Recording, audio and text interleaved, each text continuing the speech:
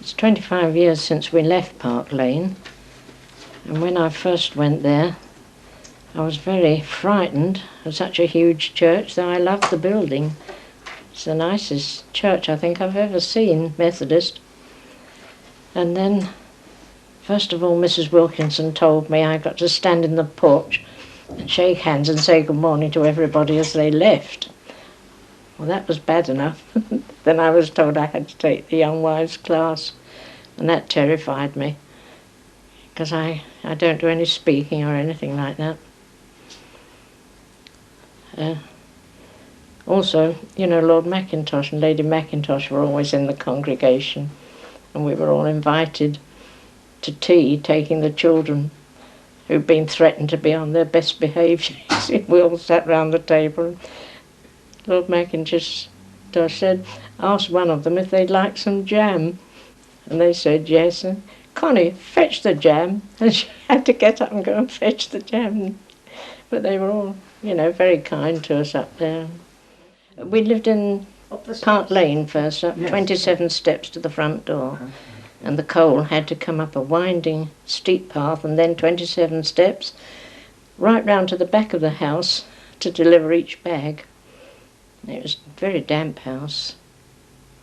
Then they built a new one in Christchurch Road, which was very nice, big one.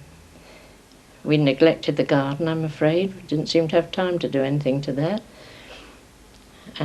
Then I had Jennifer come home, didn't I, from, where were they, Cameroons, with jaundice, and put in the hospital, isolation hospital. So I had Murray Lane for some months, and the women's meeting were very kind, pushing her out for me when I had other things to do.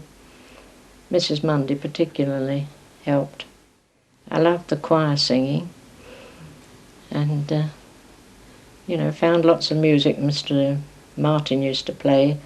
He'd tell me afterwards what it was, and you know, I slowly got records of things I liked. And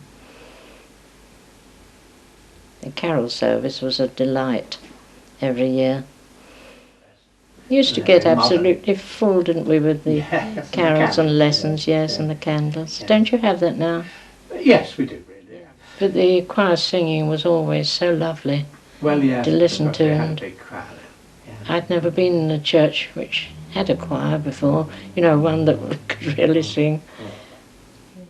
Fred, as you know, after 8 years there, he more or less collapsed and had to see a specialist and had to retire.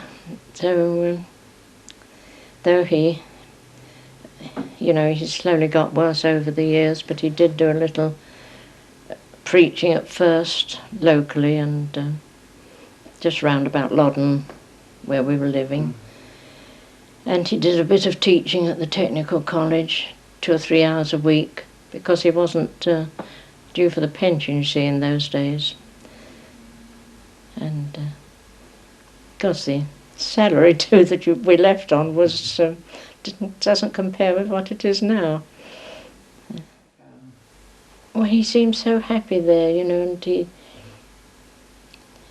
just thoroughly enjoyed it. I think he enjoyed the choir too, and the theatre part, you know, the plays. He loved the plays they put on. Roger was in one, wasn't he, as a boy? Yeah. I don't sort of recollect the schoolroom at all. It's the church I remember always, because I thought it was such a beautiful building. Yes. And I thought, you know, the atmosphere there always was so good. And the acoustics are fairly good too, aren't they? Yes. But I haven't that same recollection of the schoolroom. No.